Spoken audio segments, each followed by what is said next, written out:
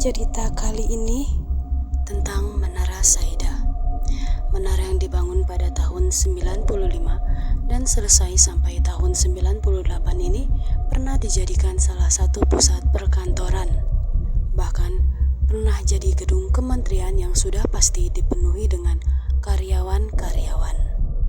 Sebelum kita masuk ke ceritanya, kalian siapkan dulu cemilan dan minumannya, lalu ambil posisi ternyaman karena sebentar lagi fakta mistis aktif.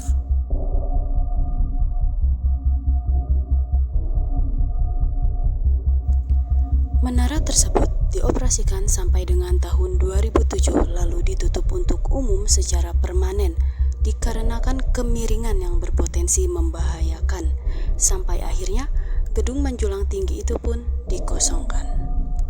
Sejak masih beroperasi, gedung tersebut sudah menyita banyak perhatian dan menimbulkan pertanyaan, mulai dari cerita salah satu satpam yang bertugas menjaga gedung tersebut yang ditemui oleh seorang perempuan berbaju merah di lantai 3 yang meminta tolong untuk diantarkan ke lantai 14 karena perempuan itu berkata ingin menemui adiknya.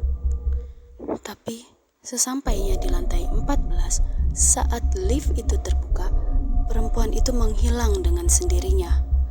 Perempuan berbaju merah itu salah satu makhluk yang terkenal menghuni menara tersebut.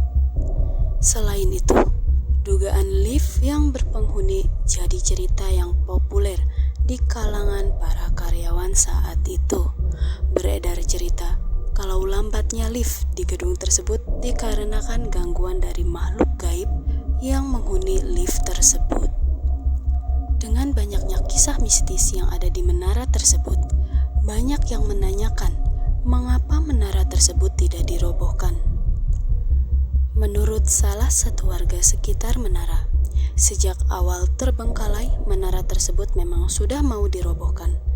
Bahkan ada perjanjian kontrak antara pemilik gedung dengan warga sekitar soal ganti rugi yang dibayarkan atas pembongkarannya. Tetapi sampai saat ini rencana tersebut tidak direalisasikan. Banyaknya kekhawatiran dari perobohan menara tersebut, yang utama adalah bisa menyebabkan hancurnya rumah warga akibat tertimpa puing-puing bangunan. Selain itu, di depan menara tersebut juga merupakan jalan tol yang bisa saja mengganggu atau mungkin dapat menyebabkan kekacauan akibat dari perobohannya. Oleh sebab itu, Menara Saida disebut sebagai menara penuh mistis dari sejak ditinggalkan, yaitu tahun 2007 sampai dengan sekarang.